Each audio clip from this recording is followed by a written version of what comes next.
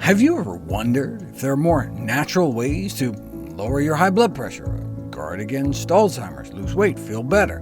Well, it turns out there is. Welcome to the Nutrition Facts Podcast. I'm your host, Dr. Michael Greger. Today, we look at some new research on one of our favorite beverages, and we start with how to choose the healthiest coffee. Coffee may have beneficial effects on inflammation, lung function, insulin sensitivity, and depression. This may be in part because of a class of polyphenol phytonutrients found in coffee beans called chlorogenic acids, proven to have favorable effects with studies where they just give it alone in pill form and can show beneficial effects, such as acute blood pressure lowering activity, dropping the top and bottom blood pressure numbers within hours of consumption. OK, so which coffee has the most? We know how to choose the reddest tomato, the deepest orange sweet potato, since many of the plant pigments are the antioxidants themselves. But how do you choose the healthiest coffee? More than 100 coffees were tested, and different coffees had different caffeine levels, but the chlorogenic acid levels varied by more than 30-fold. As a consequence, coffee selection may have a large influence on the potential health potential of coffee intake. So all those studies that show that 1 cup of coffee does this or that, what does that even mean when coffee can vary so greatly? Interestingly, the major contributor to the wide range was the coffee purchased from Starbucks, which had an extremely low chlorogenic acid content, averaging 10 times lower than the others. Maybe it's because they roast their beans too dark. The more you roast, the less there is. They appear to be partially destroyed by roasting. Caffeine is pretty stable, but a dark roast may wipe out nearly 90% of the chlorogenic acid content of the beans. The difference between a medium-light roast and a medium roast were not enough, though, to make a difference in total antioxidant status in people's bloodstream after drinking them. They both gave about the same boost. Other factors, such as how you prepare it or decaffeination, don't appear to have a major effect. What about adding milk? Longtime fans may remember this ancient video where the addition of milk was shown to prevent the protective effects of tea on artery function. Drink black tea and you get a significant improvement in vascular function within hours, whereas addition of milk completely blunted the effects of the tea. Here's the big boost in artery function you get drinking tea, but drink the same amount of tea with milk, and it's like you never drank the tea at all. They think it's the casein to blame, one of the milk proteins binding up the tea phytonutrients. Bottom line, this finding, that the tea-induced improvement in vascular function is completely attenuated after addition of milk, may have broad implications on the mode of tea preparation and consumption.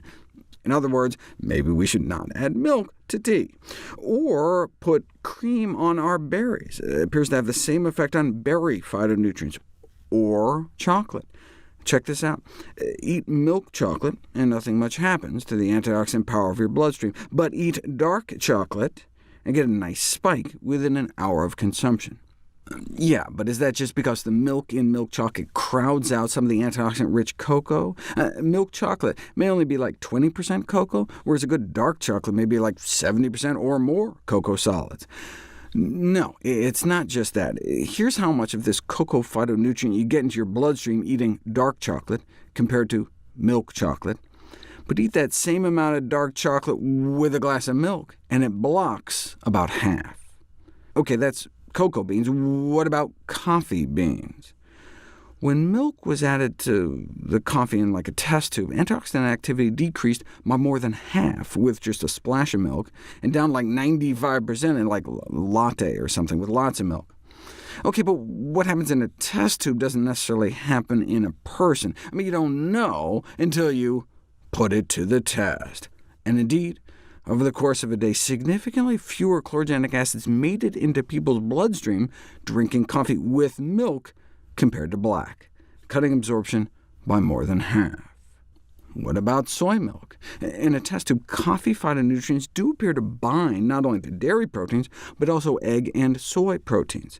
You can see how they did this like computer modeling, showing how these coffee compounds can dock inside the nooks and crannies of dairy, egg white, and soy proteins. But what happens in a test tube or computer simulation doesn't necessarily happen in a person.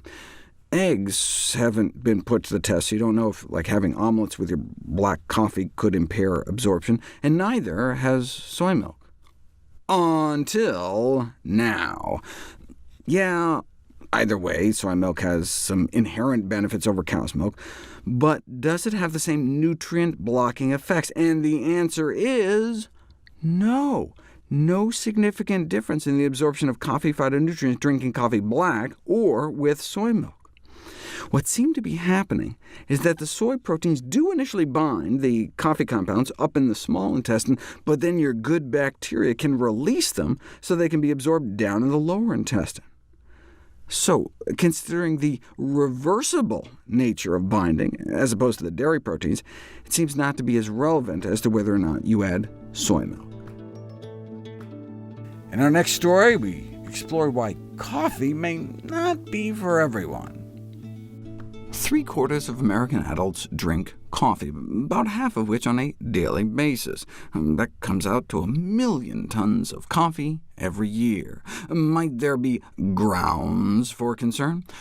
Population studies have found that coffee drinkers tend to have lower risk of Parkinson's, less prostate cancer, especially the women, less liver cancer, less diabetes, liver cirrhosis, depression among women, and a reduction in mortality overall, such that coffee drinkers tend to live longer than non-coffee drinkers, with mortality bottoming out at about 4 cups a day. But these are all just associations. You don't know if it's cause and effect until you put it to the test. For example, coffee really does seem to protect the liver. Take people with chronic hepatitis and have them drink coffee or not for a month, then switch them back, and the coffee really did seem to help.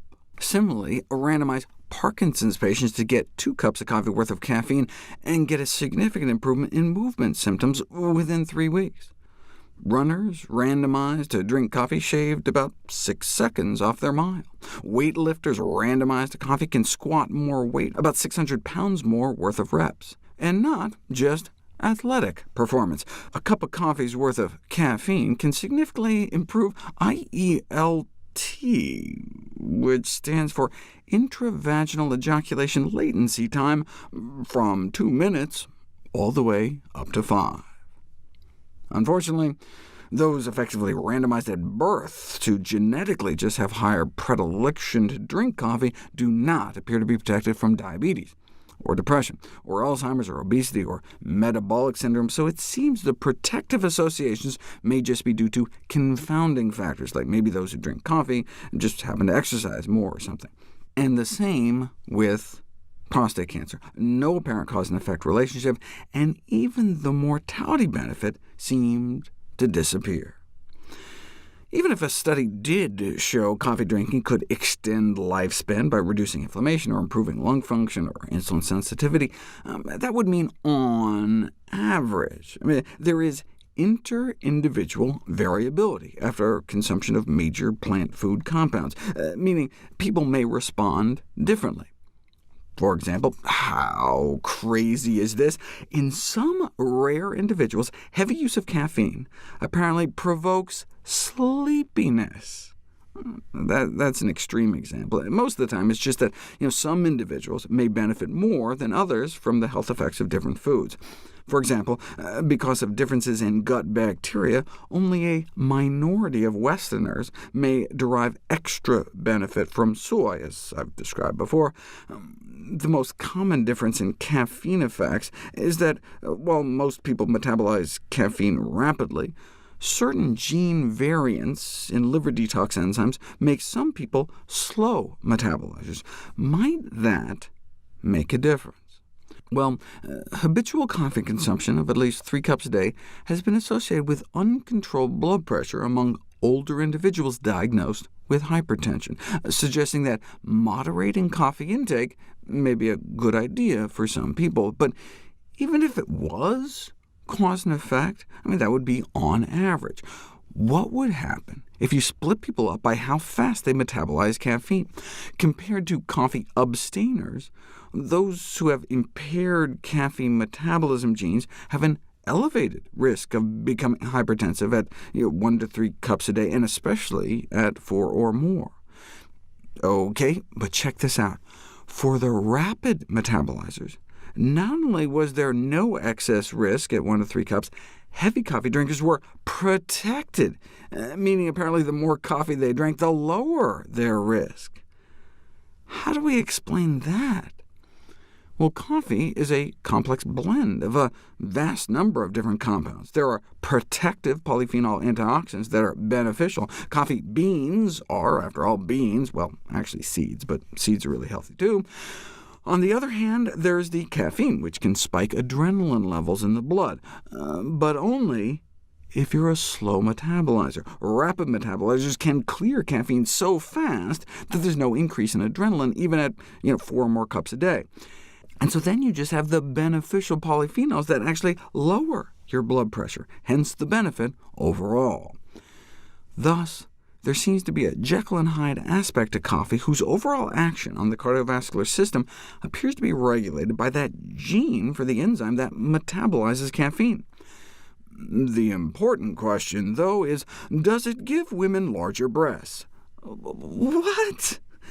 Young women who drink a lot of coffee and are rapid caffeine metabolizers have about half a baseball-sized larger breast volume, which may be a bad thing, as breast volume is associated with breast cancer risk. But no, the important question is, what about heart attack risk? In slow metabolizers, daily coffee consumption appeared to double the odds of a heart attack, or even quadruple the odds at 4 cups a day, whereas in the rapid caffeine metabolizers, daily coffee consumption was protective, cutting the odds of a heart attack by more than half, or at least until you get up to 4 more cups a day. The protective effects observed among rapid metabolizers suggest that the efficient elimination of caffeine might have unmasked the protective effects of other phytochemicals in coffee. We think it may be the adrenaline again, since if you're a slow metabolizer of adrenaline, high coffee consumption may put you at risk as well. So, is coffee friend or foe? These studies suggest the possibility that slow caffeine metabolizers who consume caffeinated coffee may have an increased risk of cardiovascular disease, whereas fast caffeine metabolizers may be protected from this risk by the antioxidants and other beneficial compounds present. Visit NutritionFacts.org/audio to see all the podcast episodes with descriptions that include links to their associated videos. Sources cited and other details are available on each video's page. Information about my books, How Not to Die, How Not to Diet, How Not to Age, is at NutritionFacts.org/books. All proceeds from book sales go to charity. And sign up for our free newsletter at NutritionFacts.org/subscribe to stay updated on the latest bite-sized videos and articles.